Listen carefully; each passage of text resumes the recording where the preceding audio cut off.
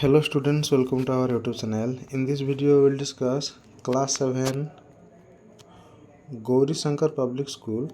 ये CBSE pattern है और NCERT बुक ये तेतेलंगा बौद्ध डिस्ट्रिक्ट में है। Periodic test 1 2024-25 subject science CBSE NCERT book class 7। Full mark is 20। अच्छा, टाइम मेंशन नहीं किया गया, ठीक है, 1.5 घंटा का होगा शायद। कंटिन्यू करते हैं। अच्छा, बहुत सारे सीखने को मिलेगा उड़ीसा आदर्श विद्यालय स्टूडेंट्स को भी, इसलिए इसको अपलोड कर रहा हूँ। Question number 1 is fill in the blanks. I में है, ये ब्लैंक्स को भरना है। तो I, the nucleus is surrounded by a jelly like structure called dash. ये तुरंत आपको याद आ जाना चाहिए, साइटोप्लाज्म, CYTOPLASM, साइटोप्लाज्म। आपका साइंस बुक पेज नंबर 2, ये टॉप में देखो, यहाँ है ना सेल के बारे में। अच्छा, यहाँ साइटोप्लाज्म का जो डिफाइन किया गया है, the nucleus is surrounded by a jelly like structure called substance called cytoplasm. Next question number II, the milk teeth are replaced by a new set of teeth are called. ये भी आपको बिल्कुल याद होना चाहिए, परमानेंट टीथ।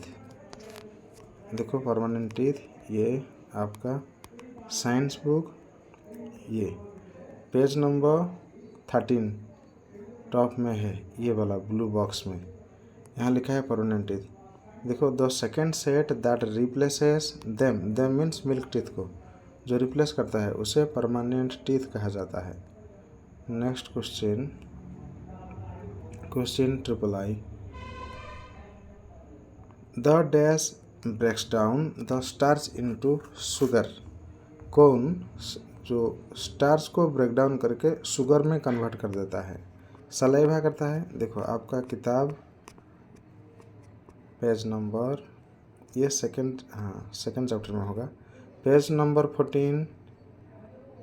देखो यहाँ clearly mention है, the saliva breaks down the starch into sugar. Question IV, the shape of stomach is like. ये होगा flattened J, FLATTENED, flattened J। आपका science book page number 16 chapter number 2, ये 16 page में देखो यहाँ लिखा है, देखो flattened J, the stomach is a thick walled bag, its shape is like a flattened J। Okay.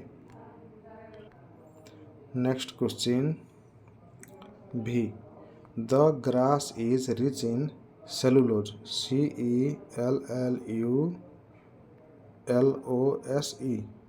CELLULOSE।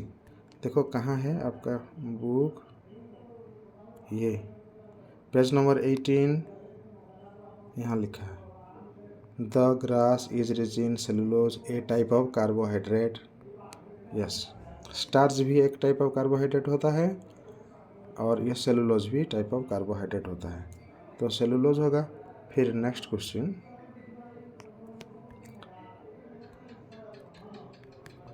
Number 2, choose the correct answer. अच्छा, correct answer choose करना है। I, blank. देखो, dash is a microscopic single cell organism found in pond water. ये pond water में मिलते हैं। कौन? Amoeba, ये सिंगल सेल। देखो कहाँ है आपका किताब में अमीबा, वही पेज नंबर 14 हो। हाँ, ये page number 14, sorry page number 18। Okay, page number 18 में यहाँ अमीबा के बारे में लिखा है। ये amoeba is a microscopic single cell organism found in pond water. Pond water में मिलते हैं। ये रहा diagram, right. Next question number 2 II, question is dash is a largest gland in the body. अच्छा, द लार्जेस्ट, सबसे बड़ा वाला gland कौन है पता है सबको, लिवर। ये कहाँ है आपका किताब में? देखो सेकंड चैप्टर में होगा, न्यूट्रिशन इन एनिमल्स में होगा।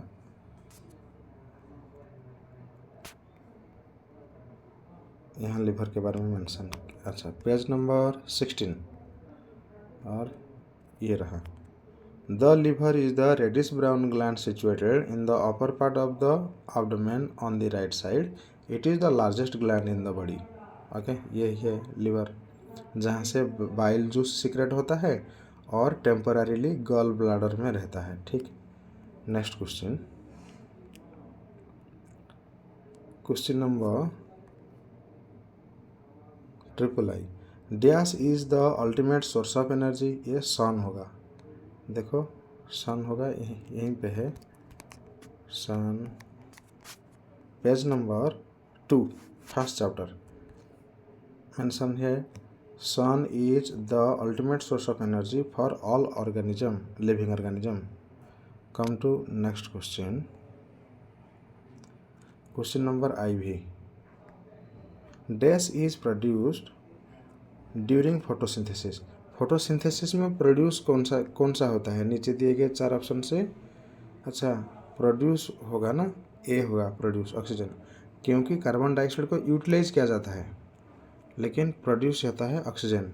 देखो option number A is correct. देखो आपका किताब में यहाँ है फोटोसिंथेसिस के बारे में। फोटोसिंथेसिस देखो न्यूट्रिशन इन प्लांट में है, पेज नंबर यहाँ है।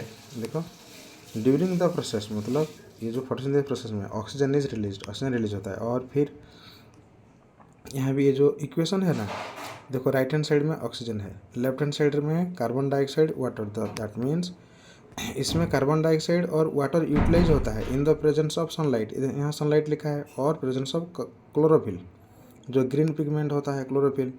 और फिर एरो मार्क आगे, एरो मार्क देके ये प्रोड्यूस होता है। क्या क्या प्रोड्यूस होते हैं, एक तो कार्बोहाइड्रेट हो गया जो फूड है प्लांट का, और एक ऑक्सीजन गैस हो गया। देखो ये कहाँ पे है, पेज नंबर आपका 3, पेज नंबर 3 में है। Next question, question number B। Tiny pores are present on leaves which are called stomata. Option number A is called, A is stomata, yes, option number A. ये भी उसी page में होगा, देखो कहाँ है स्टोमाटा, ये stomata, just a minute, stomata, अच्छा यहाँ है। देखो यहाँ लिखा है कि through the tiny pores present on the surface of leaves, these pores are surrounded by guard cells, such pores are called stomata। इसे स्टोमाटा कहते हैं। फिर आगे next question, question number 3। Answer the following questions. ये सब answer दो, 2 marks का है each. How nutrients are replenished in the soil. मिट्टी में न्यूट्रिएंट्स रिप्लेनिश कैसे होता है। रिप्लेनिश का मतलब पुनः भरण, यानी एक बार ख़त्म हो गया तो फिर से वो कैसे रिचार्ज हो जाता है। देखो इसका आंसर जो लिखेंगे, ये लिखेंगे आंसर लिखेंगे। पहले आंसर क्या लिखोगे मैं बता देता हूँ, फिर किताब कहाँ पे है वो बता देंगे, ठीक है। अच्छा, ये रहा आंसर। ये क्वेश्चन ऐसा था ना, how are the nutrients replaced in soil. इसका आंसर ऐसे लिखेंगे, देखो plants observe minerals and nutrients from soil through the roots. जो प्लांट्स होते हैं, पौधे, ये सब मिनरल्स ऑब्जर्व करते हैं, और न्यूट्रिएंट्स, पोषक, ये सब को ऑब्जर्व करते हैं सॉइल, मिट्टी से, थ्रू रूट्स के जरिए। As a result the amount of nutrients in the soil decreases. इसी कारण ये जो मिट्टी में जितने सारे न्यूट्रिएंट्स है धीरे धीरे कम होता है, ठीक है, क्योंकि ये ऑब्जर्व कर लेता है न्यूट्रिएंट्स को।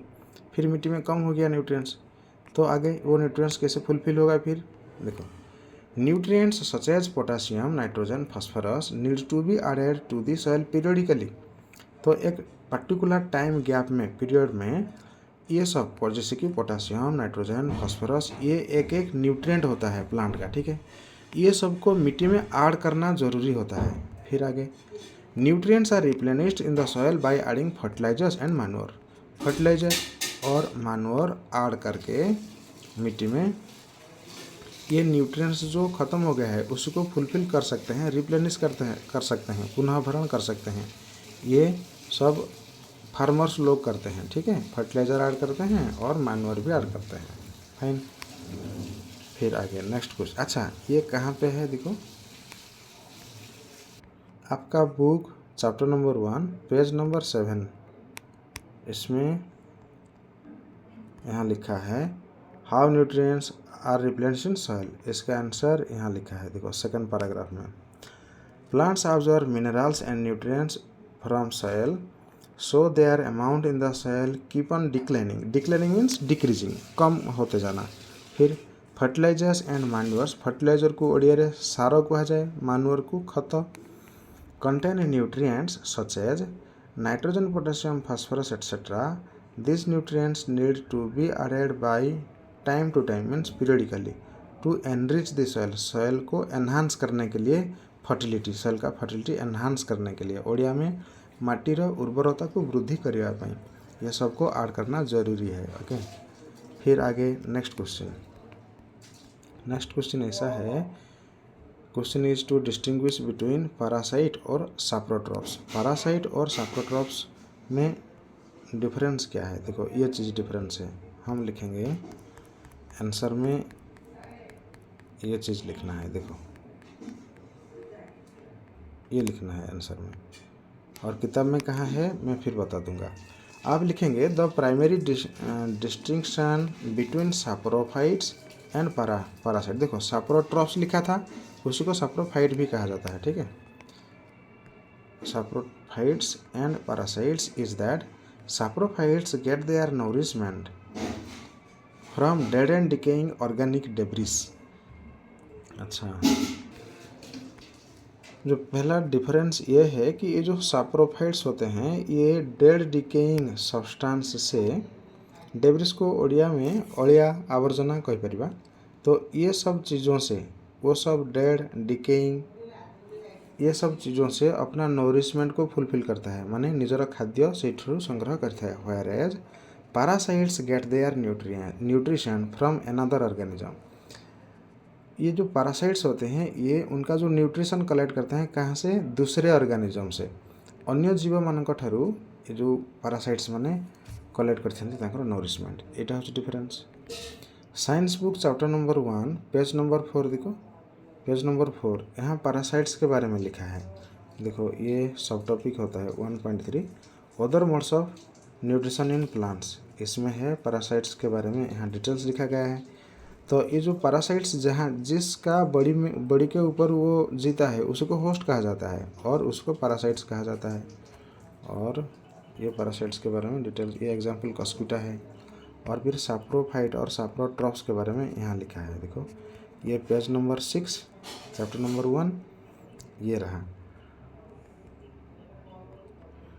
अच्छा, different mode of nutrition, they observe nutrients from the bread, ये फंगी के बारे में लिखा है, ये सैप्रोट्रॉप है fungi. The mode of nutrition in which organisms take nutrients from dead and decaying matters is called saprophytic nutrition. तो जो एनिमल्स, जो ऑर्गेनिजम्स ये सैप्रोट्रॉपिक मोड ऑफ न्यूट्रिशन को के जरिए अपना नोरिशमेंट को फुलफिल करते हैं, उन्हें सैप्रोट्रॉप कहा जाता है। ओके। फिर नेक्स्ट क्वेश्चन है, अभी ये 2 क्वेश्चन बाकी है और एक क्वेश्चन का 3 मार्क मिलेगा, 3 2 जा 6 मिलेगा। Question number I, what is symbiosis, give example of it. अच्छा, सिम्बायोसिस किसे कहते हैं एग्जाम्पल के साथ लिखना है।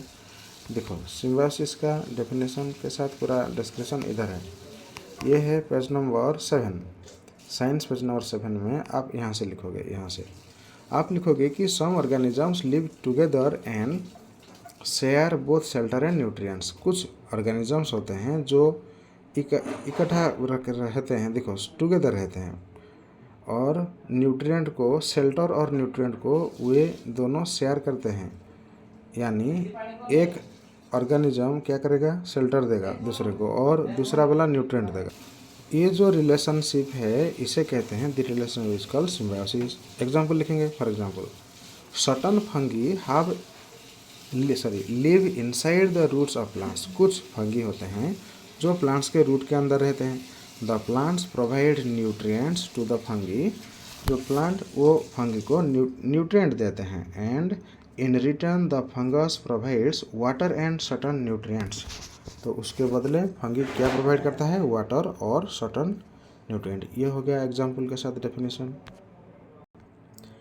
Question number double I, right A short note about digestion.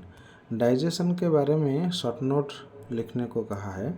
आपका साइंस बुक का चैप्टर नंबर 1 पेज नंबर 1 में ये चीज़ है, देखो ये पेज नंबर 1 चैप्टर नंबर 2 है क्या ये, हाँ ठीक है, chapter number 2 nutrition in animals, तो पेज नंबर अलग होगा शायद।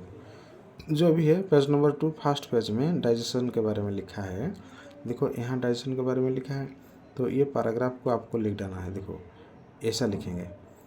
हालांकि हमें पता है कि जो सिंप्लीफिकेशन ऑफ फूड, ब्रेकडाउन और सिंप्लीफिकेशन ऑफ फूड को हम डाइजेशन कहते हैं। थोड़ा डिस्क्राइब करके लिखेंगे। आप लिखोगे कि the components of food such as carbohydrates are complex substances. These complex substances cannot be utilized as such, so they are broken down into simpler substances. The breakdown of complex components of food into simpler substances is called digestion. बस इतना ही लिखना है, ठीक है, ये काफ़ी होगा। ठीक है, पूरा क्वेश्चन कंप्लीट हो गया है। बस इसी वीडियो में इतना ही, फिर मिलते हैं एक नया वीडियो के साथ। तब तक के लिए बाय बाय, टेक केयर।